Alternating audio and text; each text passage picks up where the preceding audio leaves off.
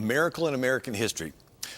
Though the War of 1812 was effectively over 2 weeks earlier with the signing of the Treaty of Ghent, December 24, 1814, news had not yet reached New Orleans.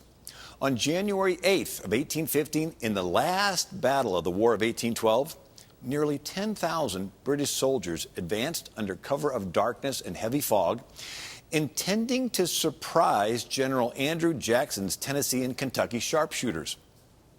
Andrew Jackson was aided by French pirate Jean Lafitte and his men.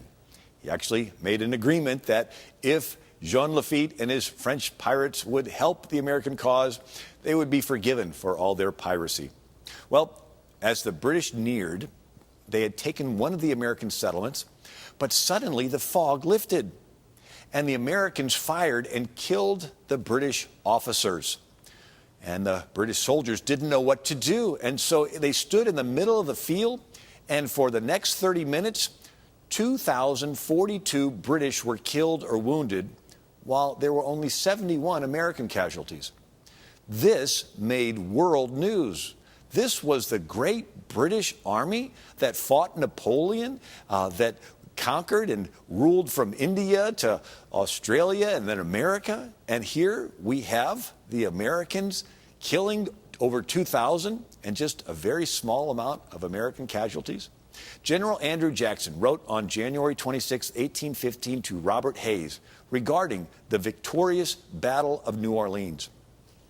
It appears that the unerring hand of Providence shielded my men from the shower of balls, bombs, and rockets, when every ball and bomb from our guns carried with them a mission of death. General Andrew Jackson told his aide-de-camp, Major Dave Zack, of his confidence before the battle. He said, "I was sure of success, for I knew that God would not give me previsions of disaster, but signs of victory. He said, this ditch can never be passed, it cannot be done." That phrase came from the pastor of the church in New Orleans, where Jackson visited before the battle and prayed. Jackson wrote to Secretary of War James Monroe, February 17th of 1815. "Heaven, to be sure, has interposed most wonderfully in our behalf, and I am filled with gratitude when I look back at what we have escaped." The Treaty of Ghent was ratified by the U.S. Senate February 16th, 1815. 10 days later, Napoleon escaped from the island of Elba, and all British troops had to be immediately recalled from America and sent to Europe to fight Napoleon.